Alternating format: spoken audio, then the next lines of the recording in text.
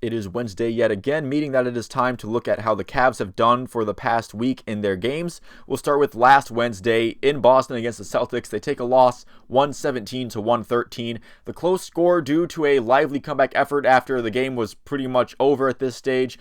Competitive for the entirety of the first half this game was, just looking like two good teams in the East battling it out in Boston. But then Jason Tatum would happen in the third quarter. He had a tremendous performance, more than 40 points. Cavs really didn't have an answer for him. They couldn't really keep up either, putting them in a pretty big hole to start the fourth quarter. Al Horford also had a pretty good game against the Cavs. He was a problem, especially from beyond the arc. The Celtics as a team shot 50% from three, and teams having good three-point shooting nights on the perimeter is starting to get a little bit too predictable for this team, especially against when the Cavs play some of their better opponents.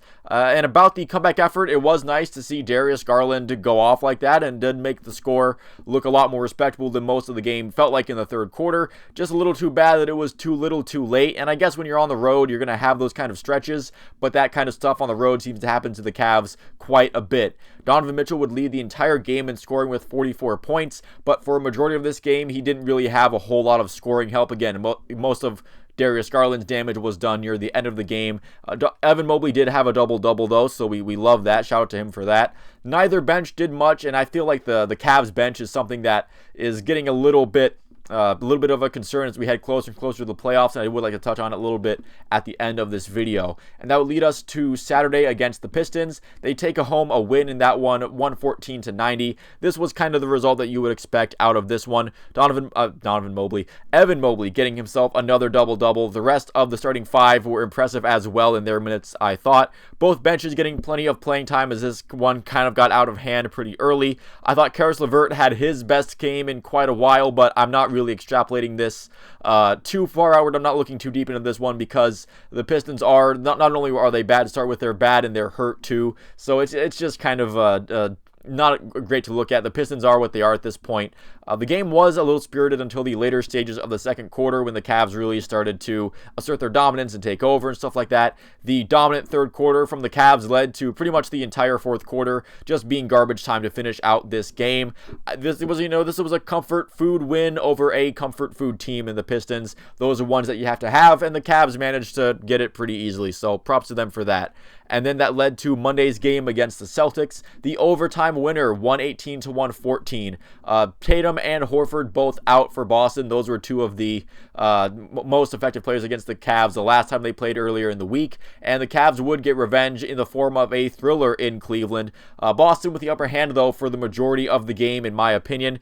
Jaylen Brown and Malcolm Brogdon both stepping up, I thought pretty nicely. Jaylen Brown didn't have the best game shooting from outside, but that's where Malcolm Brogdon came in, and the rest of the team kind of helped out as well. I thought there were some players on Boston that stepped up really nicely for their guys being out. It looked like it was going to be another kind of Donovan Mitchell versus the world game, and the world would win in this one. How he would finish with another 40-point game, but by the end of the game, when it was all said and done, he, Evan Mobley, and Darius Garland all had double-doubles. Garland not with the most electric scoring night, but he was dishing out the assists pretty frequently, so he was involved in the game, just maybe not in the way that Cavs fans would ideally think.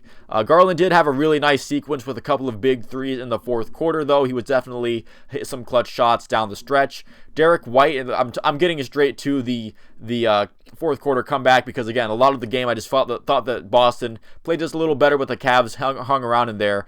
Near the end of the game, Derek White would put the Celtics up by 2 with about 15 seconds left. Mitchell drew a foul, hit both free throws to tie it, and then it happens. The Grant Williams thing, I'm sure all of you have seen the video by now, where Grant Williams and Donovan Mitchell are exchanging pleasantries at the free throw line, probably talking about, what they're going to eat if they haven't already for dinner, how's the wife and kids, all that stuff, blah, blah, blah.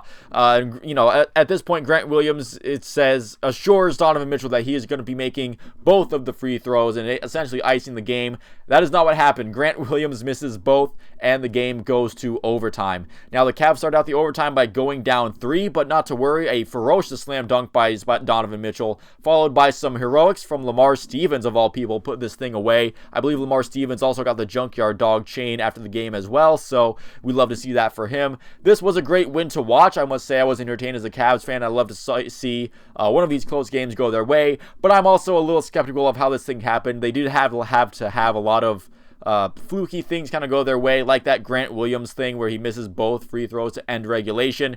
They did have to have this really concerted comeback effort late in the game with the Celtics missing two of their best players. I'm just a little worried that this game says a little bit more about where the Celtics are at right now than it did about the Cavs.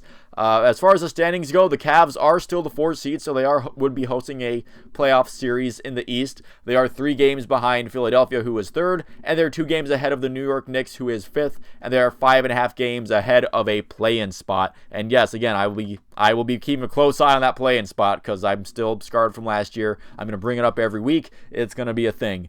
So again, the Cavs, they go 2-1. They get the obvious result that you thought that they would get against the Pistons, and they split against the Celtics, and that overtime win was really nice. It was nice to see them come back and win and have this good fun team moment, but again, I'm a little worried that it's more a game about how the Celtics choked this one than it was about how the Cavs came back and grabbed it. But I guess maybe I'm being too negative, and we'll see how the rest of the season plays out, and hopefully into a non-play-in playoff spot for the Cavs. Thank you all for watching this video. If you did make it this far, I will see you at the next one.